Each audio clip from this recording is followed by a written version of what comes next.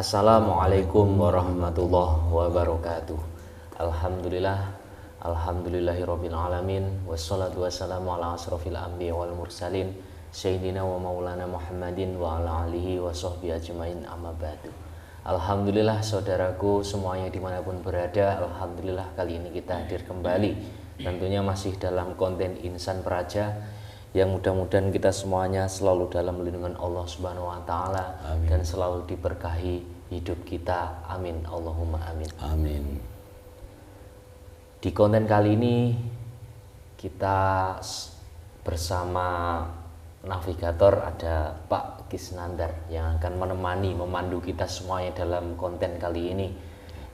Yang mana konten kali ini kita akan membahas tentang aktivitas ruh manusia setelah meninggal. Aktivitas ruh manusia setelah meninggal dunia, ya Pak Ustaz. Iya. Tapi sebelum kita ke tema intinya melakukan pembahasan itu, kita akan sapa dulu bagi para pemirsa dimanapun berada, yang dari alam nyata maupun dari alam gaib, yang dari luar negeri maupun dari dalam negeri. Terima kasih semuanya telah bergabung dengan konten kami. Semoga kalian semuanya selalu dibukakan pintu-pintu rezekinya, selalu diberikan kesehatan dan selalu dalam lindungan Allah Subhanahu wa taala. Amin. Ya, amin. Ya. Bagaimana pendapat panjenengan tentang tema kita kali ini, Pak Ustadz, tentang aktivitas ruh manusia setelah meninggal? Ya, itu bagus sekali ya, karena motivasi yang masih hidup untuk menghadapi kematian setelah mati, mempersiapkan diri, bekal. Tidak apa-apa, itu kan bagus. Ya, tentunya kita nanti akan dialog dengan salah satu ruh yang mungkin telah menjalani aktivitas tersebut. Iya. Apa bagaimana ya? Iya. Ya. Dan ini perlu kita sampaikan, mungkin banyak pendapat yang orang-orang yang tidak sesuai dengan keyakinan kita, itu perlu dimaklumi, dan anggap saja konten ini sebagai edukasi pembelajaran. Jangan diperdebatkan karena kebenaran itu hak mutlak milik Allah Subhanahu wa taala. Ambil saja hikmah-hikmahnya, sisi positifnya untuk menambah kadar keimanan kita ini untuk selalu mendekatkan diri kepada Allah Subhanahu wa taala. Tentunya bagi Allah itu tidak ada yang mustahil, ya saudaraku. Sesuatu yang mustahil itu bagi Allah tidak ada. Seperti itu. Bukan begitu, Pak Ustaz? Iya, betul. Ya. Jadi mediumisasi kali ini kita akan membahas tentang aktivitas roh manusia setelah meninggal nanti. Bagaimana? Apakah ada kehidupan lagi atau bagaimana? Begitu ya, Pak Ustaz? Iya. Ya, tentu sebenarnya dalam hadis-hadisnya, dalam ayat-ayatnya Allah itu sudah diterangkan tentang kehidupan setelah kita meninggal, cuman keterangan tersebut hanya perlu ditafsirkan lagi. Jadi seperti itu. Jadi kita di sini akan membahasnya melalui dialog dengan salah satu gaib yang tentunya gaib itu lebih tahu semuanya. Jadi seperti itu. Jadi bagi Allah tidak ada yang mustahil. Bagaimana kok bisa menarik roh seperti itu? Ya, itu semua atas kekuasaannya Allah, ya Pak. Iya, betul. Ya, jadi manusia tepatnya salah, dan manusia hanyalah suatu makhluk yang lemah tanpa kekuatan dari Allah Subhanahu wa taala. Kita kalau merasa kuat itu salah tentunya, dan kita merasa bisa apa-apa itu juga salah tentunya. Ya, mungkin bisa dimulai, Pak. Ada yang ditambahkan lagi? Ya, tidak. Langsung. Ya, mungkin bagi yang tidak percaya itu ya hak-hak mereka, ya biarkan saja gitu aja. Kalau roh kok bisa dipanggil, ya itu kalau Allah menghendaki ya bisa. Ya, jadi kadang pemikiran manusia itu terpaut logikanya. Itu siapa kok bisa menghadirkan itu ya? Jadi kalau kita sudah terpaut logika kita, kekuasaannya Allah itu tidak bisa dijangkau akal logika kita. Ya, Seberapapun ilmu kita yang tinggi tidak akan bisa menjangkau kekuasaannya Allah Subhanahu wa taala. Jadi seperti itu. Kalau kita pikir mukjizatnya para nabi terdahulu, cobalah kita pikir dengan akal kita tidak akan sampai, maksudnya seperti itu. Jadi kalau dipandang secara akal ya, manusia itu harus begini itu yang bisa, nggak bisa orang manusia itu nggak bisa menilai kapasitas manusia ya, sama manusia itu nggak bisa, yang menilai hanya Allah.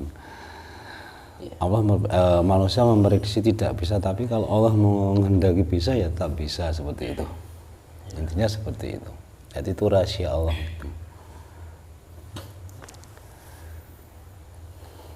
Ya ini akan saya itu menghadirkan ruh ya, mungkin yang sudah menjalani setelah kehidupan di dunia.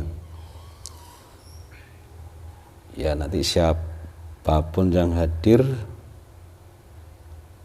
itu kita tanyai semua nanti. Sebelum itu akan saya kunci dulu mediator ini biar nggak ada penyusup ya, maksudnya penyusup yang tidak saya masukkan tadi. Ilayana maksudi warduka man mubi.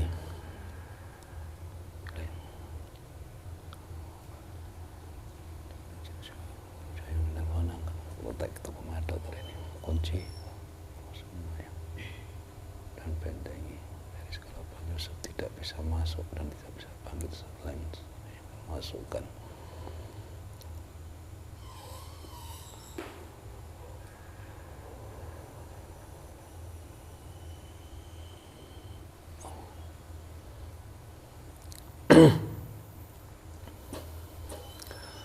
Sallallahu ala Muhammad, sallallahu ala Muhammad, sallallahu ala Muhammad.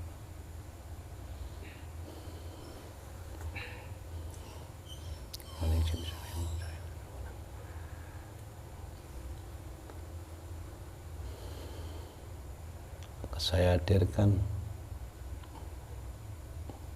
roh, salah satu roh yang meninggal dunia, yang tahu tentang perjalanan setelah hidup.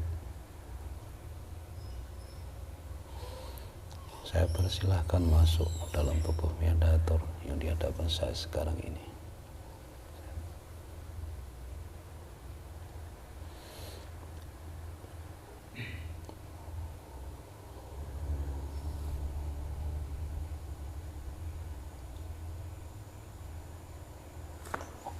Silahkan masuk.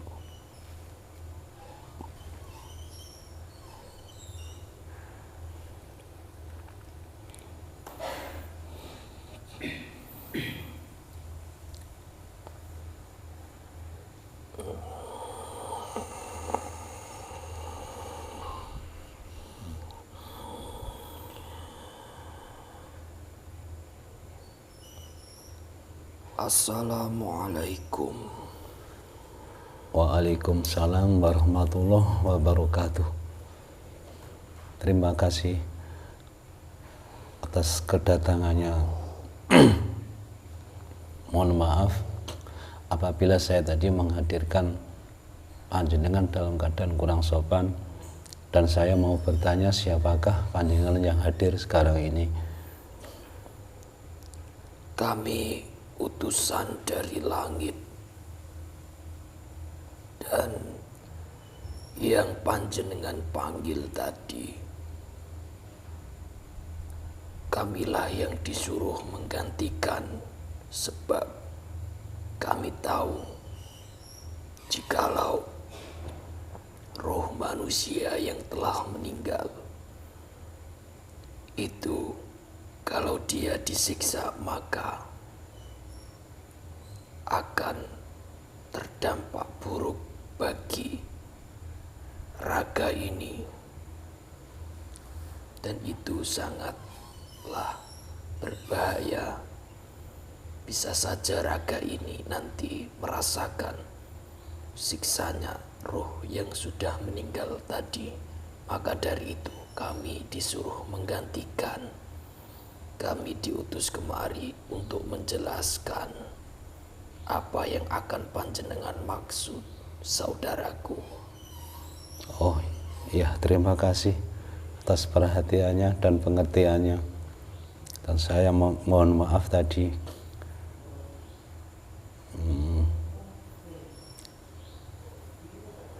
Karena tadi apa ya yang saya panggil, saya kira yang tidak disiksa ya. Ya saya mohon maaf aja. Terima kasih kalau panjenengan mau hadir ke sini, dan saya minta maaf mengganggu aktivitas panjenengan. Baik. Ada apa? Iya. Ini Saudaraku memanggil saya. iya. Ada yang saya pertanyakan tentang kehidupan, ya, kehidupan di dunia ini kan setelah hidup di dunia kan meninggal. Setelah meninggal dunia, apakah ruh-ruh itu masih hidup, apa memang hilang begitu saja? Menurut panjenengan bagaimana?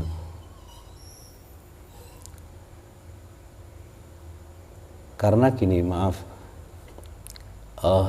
banyak ada orang yang mengira kehidupan dunia ini terakhir. Jadi kehidupan setelah kehidupan dunia, di kehidupan selanjutnya tidak ada. Jadi kalau sudah meninggal ya sudah. Jadi nggak ada pertanggungjawaban apa-apa. Itu menurut panjenengan gimana ya? Baiklah, insya Allah akan saya jelaskan sesuai dengan kapasitas. Iya, terima kasih. Roh itu urusan Allah Subhanahu wa Ta'ala. Iya. Dia diciptakan untuk apa dan tujuannya apa, dan nanti kembalinya kemana itu roh sudah tahu, dan itu semua urusan Allah Subhanahu wa Ta'ala. Iya. Jadi roh itu selama di bumi ini, jikalau dia diciptakan dan turun ke bumi ini dalam raga-raga manusia yang telah diciptakan Allah Subhanahu wa Ta'ala itu, Iya. jika dalam kehidupannya gagal, maka setelah meninggal itu juga akan mengulang kembali tugasnya di hidup di bumi itu. Maksud saya seperti ini. Iya. Bumi yang kita tempati, yang kalian tempati ini adalah bumi pertama. Dan sudah dijelaskan itu ada 7 bumi yang harus kita lewati. Iya. Jadi dalam 7 bumi itu ada kehidupan-kehidupan. Dan kalian manusia di muka bumi ini yang sekarang ini adalah bumi pertama. Jadi masih ada 6 bumi lagi yang harus dilewati. Iya. Untuk melewati bumi yang ke-6 tadi bagaimana menurut panjenengan? Baik.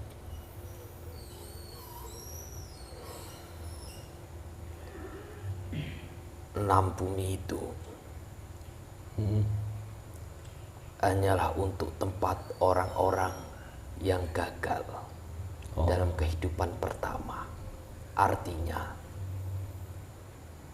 tugas ruh dilahirkan di bumi ini misalkan untuk beribadah kepadanya, kepada Tuhan yang Maha Esa, pada Allah Subhanahu wa Ta'ala. Iya.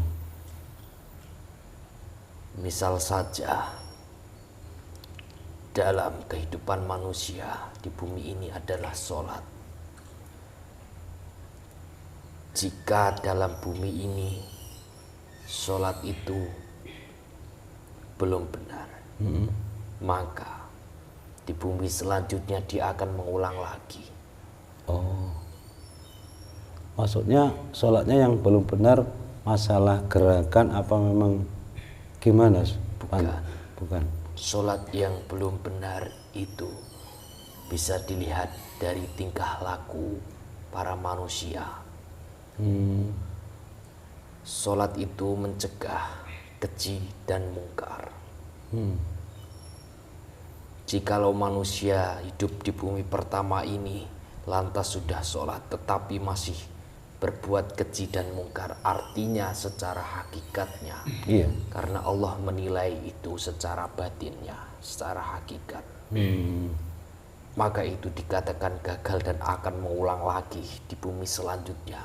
Dan di bumi selanjutnya itu tidak ada toleransi. Di sana sudah dikawal oleh para petugasnya Allah, yaitu malaikat. Jika di bumi selanjutnya itu secara sholatnya masih salah, maka akan langsung dapat hukuman dari malaikat itu. Mungkin saja bisa langsung dicambuk. Secara penglihatan saya, yang saya ketahui seperti itu.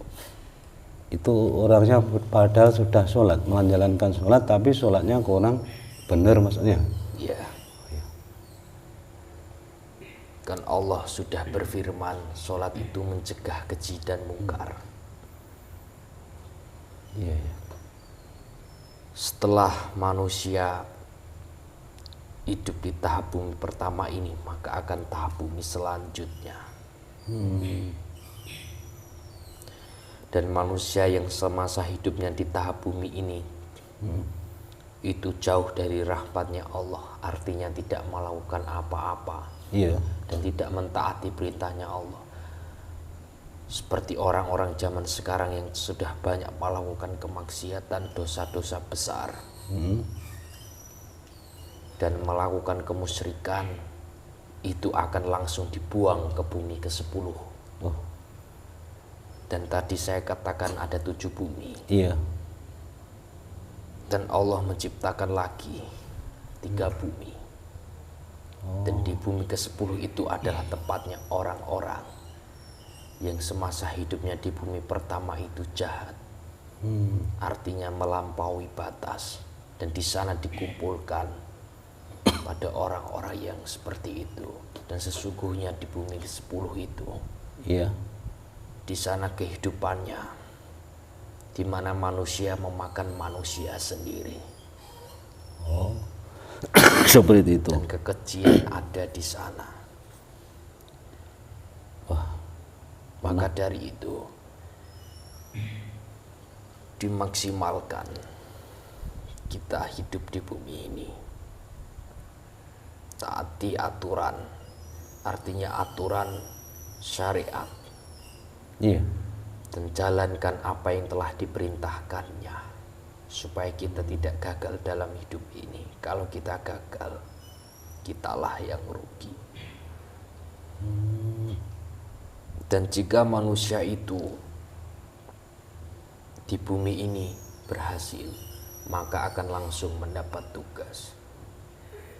Misalkan langsung mendapat kedudukan di langit. Dan artinya kehidupannya sudah enak. Sebelum yaumil hisab, artinya sudah tidak lagi disiksa. Dan manusia-manusia yang disiksa itu ialah manusia yang berdosa dan selalu melampaui batas kehidupan. Maka ada ceritanya, setiap malam Jumat semua ruh itu pulang. Dan setiap hari Jumat setiap ruh itu pulang ke rumah. Dan ada pula ruh yang tidak pulang, yaitu selama hidupnya yang melakukan dosa riba. Itu dia tidak diberikan pintu untuk pulang ke rumahnya masing-masing. Tidak diberikan pintu untuk turun ke bumi. Apalagi manusia yang di bumi ini melakukan pesugihan, melakukan keilmuan itu. Gimana nasibnya ini? Itu nanti ketika dia meninggal, maka ruhnya akan dibawa oleh kodam dia sendiri. Dan akan dijadikan budak. Dan bisa saja menjelma lagi menjadi siluman itu, menjadi kodam itu. Orang-orang yang melakukan pesugihan, keilmuan, yang selalu memakai pusaka-pusaka. Iya. Dan memakai jimat. Hati-hatilah. Banyak orang-orang yang seperti itu di bumi ini, meninggalnya tidak langsung ke alam. Misalkan orang seperti itu kan ilmunya banyak, kodamnya jin, Ya, ini apa atau siluman. Tapi semasa hidupnya orang itu ibadahnya luar biasa. Itu bagaimana menurut panjenengan di sana? Tentu saja kembali lagi seperti tadi. Untuk kita menuju Allah Subhanahu wa Ta'ala, menghadapnya, kita harus bersih dari segala hal itu. Jikalau keilmuan itu ada, maka itu akan menjadi penghalang kita untuk menuju Allah Subhanahu wa Ta'ala. Iya. Karena itu menjadi hijab-hijab kita. Orang yang melakukan keilmuan, seperti saja ilmu apa saja yang dia pelajari, tanpa dia sadar ilmu itu ialah menggunakan atau bersekutu dengan iblis, maka itu akan menjadi penghalang. Semasa hidupnya ibadahnya bisa saja tidak diterima oleh Allah Subhanahu wa Ta'ala. Min dalik ya. Ada pula ruh-ruh itu yang sudah meninggal, tetapi meninggalnya dalam keadaan difitnah. Padahal roh itu semasa hidupnya adalah non-muslim, artinya tidak punya agama atau tidak beragama Islam, maka akan langsung diangkat dan tidak disiksa. Tetapi lain lagi ketika sudah yaumil hisab nanti. Jadi beda ya, kalau di yaumil hisab sama di alam barzah nanti beda lagi itu. Beda. Orang yang mendapatkan kenikmatan di alam barzah itu nanti juga akan dipertanggungjawabkan, diperhitungkan di yaumil hisab nanti. Dosa-dosa yang belum terhapus itu. Jadi bertaubatlah semasa di dunia atau di bumi ini. Jadi prosesnya seperti itu ya. Jadi nggak cukup di dunia ini hanya ibadah seenaknya saja, yang penting sholat ya sholat, puasa puasa, terus apa itu? Bukan seperti itu. Kalau saja sholat anak kecil bisa, tapi yang dibutuhkan Allah ketika meninggal nanti adalah batin kita. Ketika kita di muka bumi ini hanya ibadah secara jasad, artinya anggota tubuh kita, tetapi dalam jiwa kita, dalam hati kita, batin kita tidak ikut sholat, maka itu sama saja. Terus yang satu lagi tadi masalah keilmuan. Lah orang itu kalau nggak tahu kodamnya adalah jin apa tahu siluman, bagaimana? Tetap saja salah. Dan orang itu sudah mempelajarinya. Tetap nanti akan jadi budak-budak mereka itu semua dari iblis. Kalau memang itu pesugihan bagaimana? Sama saja. Sesungguhnya perbuatan pesugihan itu tidak dapat ampunan dari Allah Subhanahu wa Ta'ala. Kalau saja dia tidak bertaubat. Hanya taubatnya sendiri.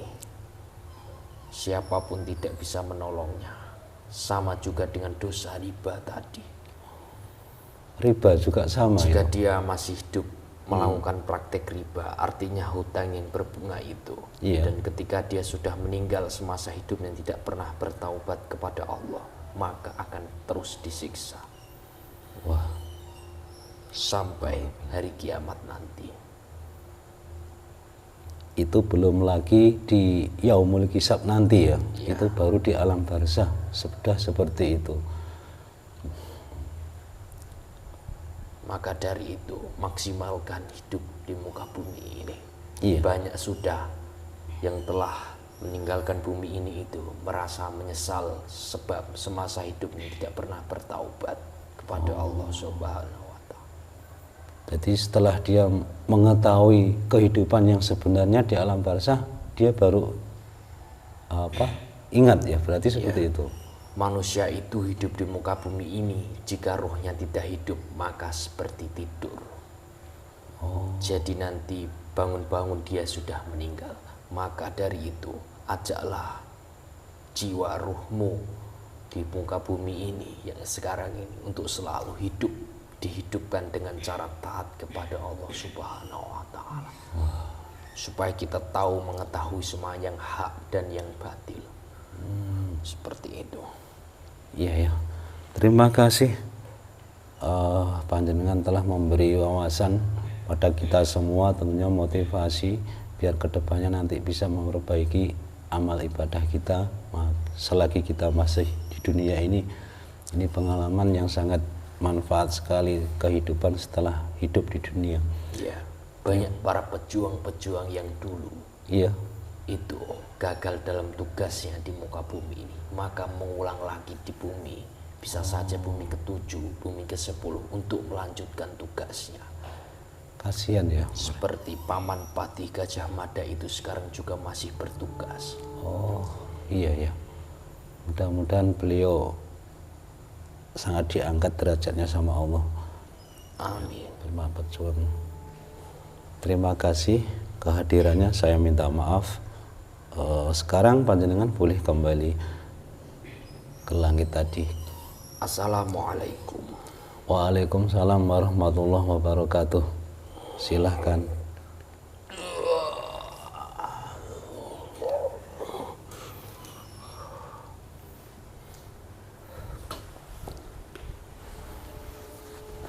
Silakan, mau ada tambahan? Bagaimana? Ya, tadi ternyata perjalanan hidup di dunia ini tidak hanya sebatas hidup di dunia ya. Tapi ada kehidupan setelah di dunia, bahkan luar biasa sekali apa yang kita lakukan di dunia nanti di alam barzah itu mengambil buahnya nanti. Semua buahnya akan dipetik, itu pasti ya. Luar biasa sekali. Jadi semua apa yang dibutuhkan di alam barzah tadi sudah disampaikan semuanya. Jadi kalau ibadah di dunia jangan asal-asalan ya. Semua anak kecil ibadah juga bisa ya, apapun yang penting dijalankan, bukan begitu katanya tadi. Harus secara jasad dan rohani ya, maksudnya seperti itu tadi. Terima kasih atas perhatiannya. Apabila konten ini ada ya perselisihan paham dengan sahabat, kami minta maaf karena ini dalam media gaib, tidak apa ya, Kebenarannya tidak bisa dipertanggungjawabkan. jadi tidak ada persamaan dalam mungkin dalam buku-buku sejarah itu enggak ada ya. Terima kasih atas perhatiannya. Ya, wabillahi taufiq wal hidayah. Wassalamualaikum Waalaikumsalam warahmatullahi wabarakatuh.